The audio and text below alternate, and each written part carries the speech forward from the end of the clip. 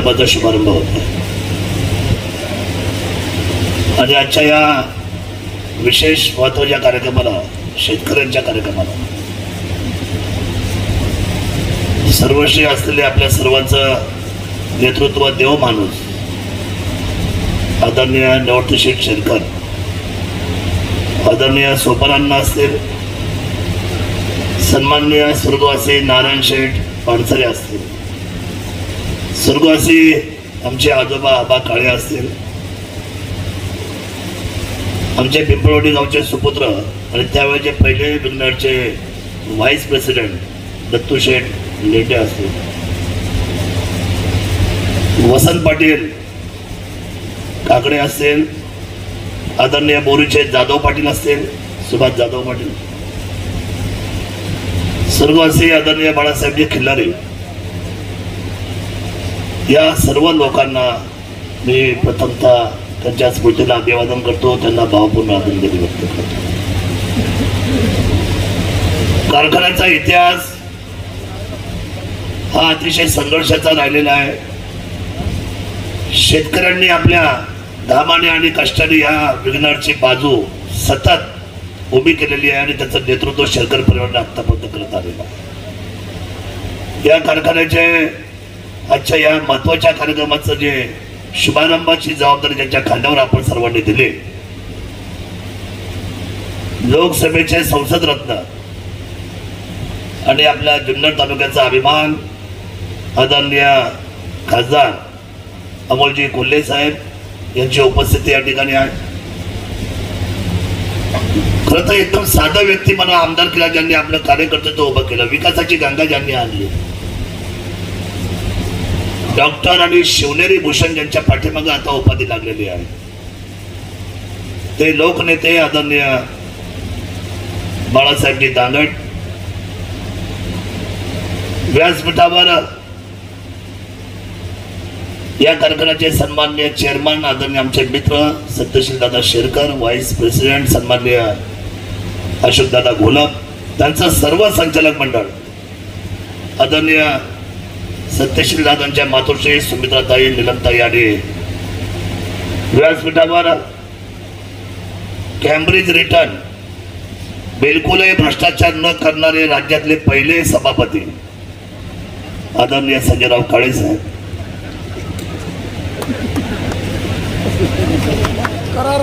सन्माननीय आमच्या भगिनी आशाताई बुचके, व्यासपीठावर असलेले शिवनेरी भूषण, या तालुक्याची आन बान आणि शान, ज्यांना पाहिल्यानंतर अतिशय आपल्या सर्वांना आनंद होतो. आणि खरंच मी नाव घेतल्यानंतर तुमचे दोन्ही हात टाळ्यासाठी वाचतील, ते आदरणीय अनिल तात्या मेहर यांची उपस्थिती व्यासपीठावर आहे. आयुष्य कसं असावं बघा, आयुष्याची परिणती कशी असावी बघा. व्यासपीठावर सर्व सन्मान्य व्यासपीठ आदरणीय तानाजी शेख बेनके, शेतकरी संघटनेचे सर्व सहकारी, पत्रकार बंधू, सर्व असलेले विविध पक्षाचे सर्व मान्यवर आदरणीय माऊलीशेठ खंडागळे, सर्व पक्षी असलेले सर्व सन्माननीय पदाधिकारी. हा कारखाना आपल्या सर्वांचा आहे, शेतकऱ्यांचा आहे, आबाळ वृद्धांचा आहे, कष्टकऱ्यांचा आहे, सर्व कामगार वर्ग आणि उपस्थित सर्व बंधू आणि भगिनी. खरं तर विघ्नहर ज्या वेळेला शेठबाबा गेले, सोपन शेठ गेले, त्याच्यानंतर थोडस राजकीय पाठबळ नाही म्हटलं तरी सत्यशील दादाला कमी पडत चाललं, पण आपण सगळे त्यांच्या पाठीशी आहोत. हा कारखाना आपल्या सर्वांचा आहे, आपल्या सर्वांना कॉम्पिटिशन आहे. शेजारी आंबेगावचा कारखाना उभा राहिला आहे आणि एक नाही दोन, एक खाजगी आणि एक त्यांचा शेतकऱ्यांचा.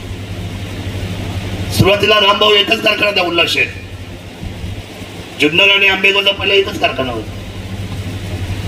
नंतर राजकारणामध्ये स्थित्यंतर झाली, आपण आपल्याला स्वतःला नाही सांभाळलं, आपण सगळेच जर एका नेते झालो तर मग आपलं कोणीतरी फायदा घेतो. मग बाजूला आमदारकी गेली 1990ला, नंतर ते मंत्री झाले आणि मंत्री झाल्यानंतर मात्र सगळ्याच गोष्टी त्यांच्याकडे गेल्या, कारखाना पण त्यांच्याकडे गेला, रुग्णालय सुद्धा त्यांच्याकडे गेलं. MSMEचं ऑफिस, फॉरेनचं ऑफिस, प्रांत कार्यालय. मग साधा अभ्यास करा. आपण किती वर्ष भांडणार. म्हणून दादा मी तुम्हाला म्हटलं होतं तुम्ही कारखाना बघा, नका येऊ म्हटलं. हे काही सोपं नाही. इथं नाही वाकत वेळ कुदायला लागते. इथं 1.5 लाख काही घटना घडली तर पळावं लागतंय दिवस रात्र. तुमच्यामध्ये व्याप कमी काही. एवढं मोठं एक मोठं राष्ट्रच आहे ना कारखाना, म्हणजे केवढं मोठं राष्ट्र. म्हणून मी तुम्हाला मैत्रीचा सल्ला आधीच दिला होता. आपला आमच्या प्रेमाच्या भावना तुमच्यावर सदैव राहिलेल्या आहेत, कायम राहतीलच. मी आल्यापासून या तालुक्यामध्ये सदैव सांगत आलेलो आहे, हे आपली शक्ती व्यासपीठ आहे. विज्ञान आपलं शक्ती व्यासपीठ आहे. बाजार समिती आपलं शक्ती व्यासपीठ आहे. ही आपण जपली पाहिजे. ही आपली आहे. मला एक खूप आवडतं संजय राऊत कपलिंग जे घालतो ना तुम्ही, अख्ख्या महाराष्ट्र राज्यात कोण घालत नाही असं. सभापती मी सगळे पाहिले, पण मला हे आवडलं. म्हणजे आमचा सभापती असा पाहिजे. कसा पाहिजे? वेगळा पाहिजे. मला आनंद आहे. कॅम्ब्रिज रिटायर म्हणून अतिशय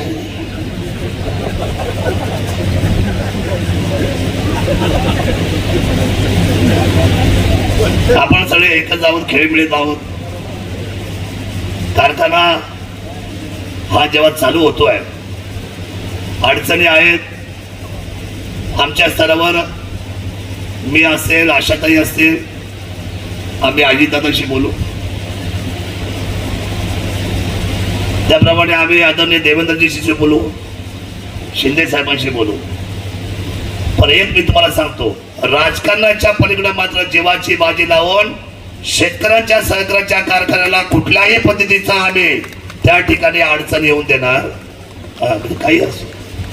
उद्या लोन घ्यायचा विषय असेल, एफआरपीचा विषय असेल,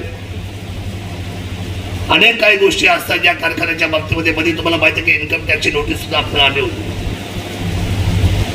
अशा खूप अडचणी सहकार्यामध्ये उभ्या राहतात. आणि कारखान्याचं क्रशिंग आपण विचार करतो. तुम्ही म्हटले होते की मध्यंतरी आपण जे एक्सपांड केलं त्यावेळेला खूप मोठा संघर्षातून आपण सगळे गेलो, आणि ते करणं त्या काळामध्ये गरजेचं होतं. ही गोष्ट जरी खरी असली, पण दादा हे नोटाबंदी सारखं झालं. नोटाबंदी झाली खरी, पण लोकांना त्रास झाला. तसा आपल्या क्रशिंग मध्ये शेतकऱ्यांना त्रास झाला, ऊस लेट गेला, आणि आम्ही मान्य करतो. दिलगिरी व्यक्त करणं हे आमचा परमधर्म आहे. तुमची माफी मागणं जाहीर हे आमचं कर्तव्य आहे. ज्यावेळेला आम्ही त्यांची बाजू घेतो आणि त्यांना सपोर्ट करतो, त्यावेळेला त्यांच्या वतीने माफी सुद्धा मागणं शेतकऱ्यांची ही आमची नैतिक जबाबदारी आहे. कारण शेवटी हा समन्वय साधून चालणारा कारखाना आहे. हा सहकारातला कारखाना आहे. हा शेतकऱ्यांचा कारखाना आहे. खूप दिव्यत्वातून उभा राहिलेला हा सहकारी कारखाना आहे. त्यावेळेला या उत्तर पुणे जिल्ह्यामध्ये कारखान्याची मुहूर्तमेढ कोणी रोवली नव्हती. कारखान्यातली मुहूर्तमेढ या उत्तर विभागामध्ये लावणारा पहिलं जर कुठलं कुटुंब असेल तर ते आदरणीय देव माणूस निवृत्ती शेठ शेरकर होते. हे सुद्धा मला आपल्या सर्वांना नमूद करून दिलं पाहिजे. केवढं मोठं दिव्यत्व घेऊन त्यांनी काम केलं. अर्थात खासदार मोरे साहेबांनी मदत केली आपल्याला. ही माणसं आपल्याला विसरता येणार नाही. वेळोवेळी या सर्व लोकांची आठवण आपल्याला होणं साहजिक आहे. त्यामुळे आपल्याला जुनं विसरता येणार नाही. नवीन सुद्धा धरायला पाहिजे, जुन्याची सुद्धा सोबत पाहिजे.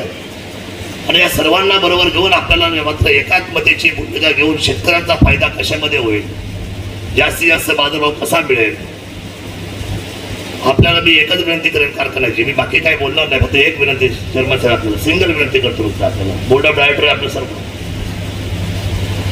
आपण प्रामाणिकपणे आपण दिलेल्या टायमिंग मध्ये वेळेमध्ये जर तुम्ही फक्त काही बाकीचं ठीक आहे, बाजारभाव 100 रुपये 50 रुपये इकडे आम्हाला त्याचं काय नाही, पण जर वेळेमध्ये ऊस नाही केला तर त्याची फार मोठी घट होते. रोगराई मोठी आहे. मी आपल्याला हात जोडून शेतकऱ्यांच्या वतीने विनंती करतो की सगळ्यांना टाइम बॉन्डिंग द्या आणि अख्ख्या देशातला टायमामध्ये ऊस तोडणारा कुठला कारखान्याची ओळख होईल तर ती माझ्या विघ्नरची होईल. अतिशय वेळेमध्ये ऊस तुटला केला पाहिजे, अतिशय वेळेत. मग तुम्हाला काय टोळ्या वाढवायच्या, काय करायचंय, कुठल्या मशिनरी वापरायच्या, आपल्याला काय करायचं ते करा. शेतकरी हातपाय झालेला असतो अशा वेळेला. फक्त वेळेमध्ये ऊस देऊन जा. तुम्ही टिपरू ठेवणार नाही हे सगळ्या जगाला माहित आहे, पण ते टिपरू वेळेत जाणं, वेळेत गेलं पाहिजे ते टिपरू, ते महत्वाचं आहे. नाही तर काही खरं नसतं. आमच्या दृष्टीने एवढीच फक्त इच्छा आमची आहे की शेतकऱ्यांचा ऊस वेळेमध्ये गेला पाहिजे. आपल्या सर्वांचं काय म्हणते, ऊस वेळेमध्ये जायला पाहिजे ना, बस एवढीच अपेक्षा आमची. आधीचं काय बोलणार नाही. कारखाना सुस्थितीमध्ये चालला पाहिजे, चालवताच आहे. आम्ही कारखान्यामध्ये राजकारण केलं नाही, करणार सुद्धा नाही.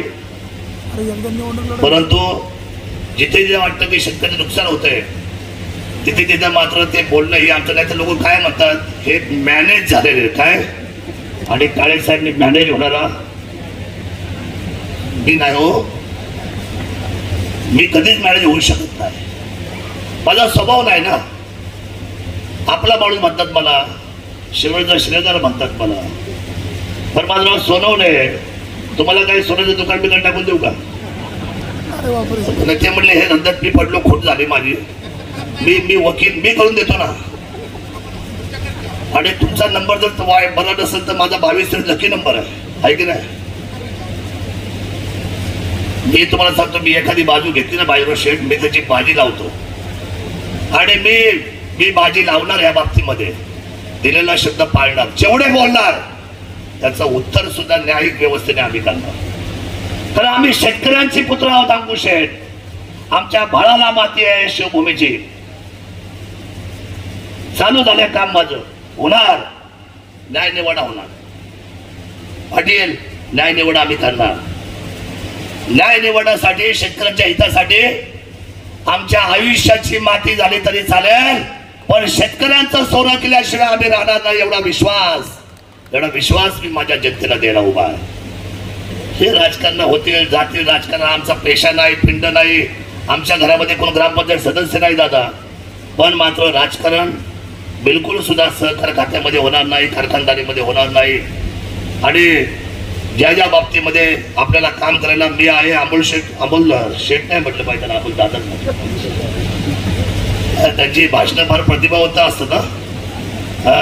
एखादं सूचक बोलायचं म्हटलं लोकसभेमध्ये तर मला अभिमान आहे की माझा खासदार असा आहे, माझा म्हणजे आपण जुन्नरचा आहे ना, खरे का कुठे 48 खासदारामध्ये असा आवाज देणारा दुसरा कुठलाही खासदार नाही जो पॉइंटवर चर्चा करेल. हे खरं ते बोललं पाहिजे. ठीक आहे, त्यांची तुतारी वेगळी आहे, माझं रिक्षा वेगळी आहे, तो भाग वेगळा आहे. परंतु आम्हाला मात्र जनतेची जाण आहे, शेतकऱ्याची कष्टाची भूमिका आमच्या डोळ्यासमोर आहे. आम्ही सतत एकमेकांचे होऊन काम करू, आपण सगळे एकत्र येऊन काम करू. आणि ह्या तालुक्याच्या सर्वश्रेष्ठ व्यवस्थेसाठी, किंवा या तालुक्याच्या सन्मानासाठी, वैभवासाठी आपण सगळे एकत्र काम करू. सोयाबीनच्या बाबतीमधला विषय संपलेला आहे, संपवला गेलेला आहे. ठीक आहे, श्रेय शेतकरी संघटना म्हटले आम्ही पत्र म्हटले, ते म्हटले नाही आम्ही दिले बाबा, तुम्ही दिले घेऊन टाका, तुम्हाला काय पाहिजे, पारितोषिक पाहिजे, पुरस्कार पाहिजे तुम्हाला. परंतु काय मला कळत नाही काय करावं ह्या लढाईला. ह्या लढाई संपतीच नाही तो श्रेयाच्या. भलं कुणाचं व्हायला पाहिजे का हो? शेतकऱ्यांचं भलं. आणि त्यामुळे श्रेय कुणाचं घ्यायचं, कोणी कुणाचं घ्यायचं.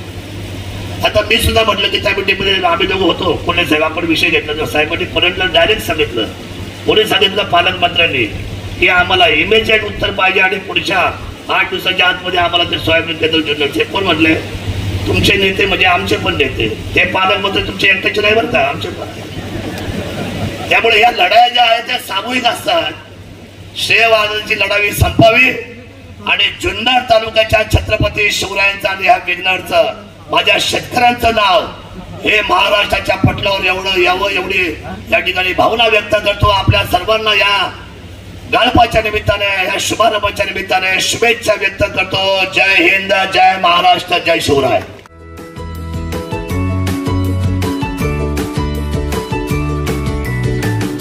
बातम्या शेतीच्या, बातम्या मातीच्या, बातम्या अन्यायाच्या, गुन्हेगारीच्या,